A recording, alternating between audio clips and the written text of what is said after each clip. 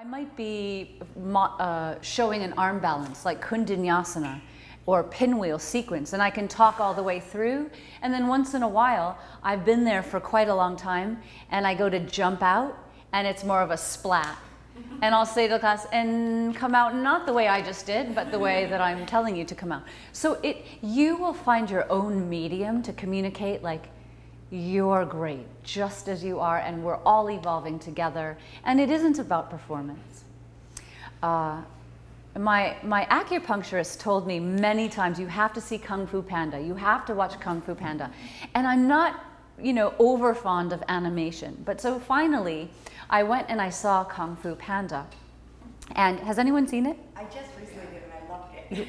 So it was amazing. And there's a point where he has to look for the scroll in order to beat the big dragon, whose name I can't recall.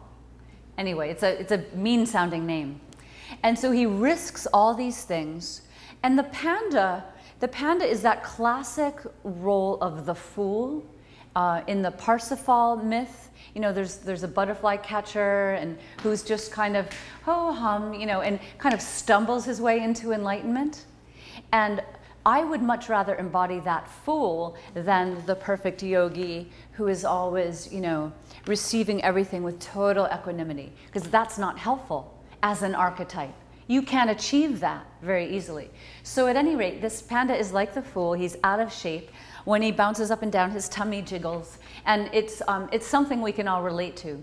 And so he risks everything to find the scroll, and the dragon is going to take over everything unless he can get it.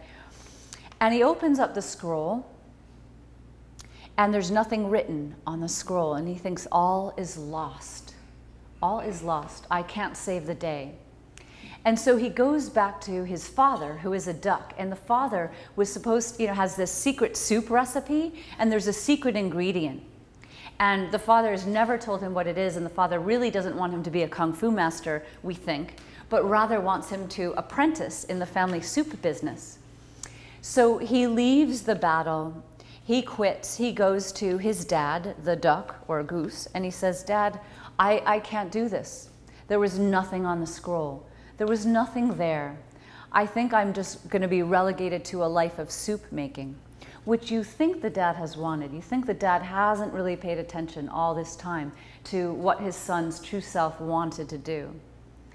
But instead, the dad looks at him and says, "Son, I'll tell you now.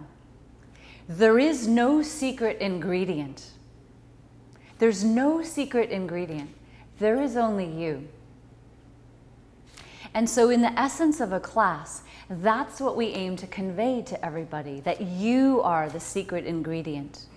Not some magical knowledge I impart to you, but your own exploration, your own path of svadhyaya, of self-study, is the focus. That's where we want to be.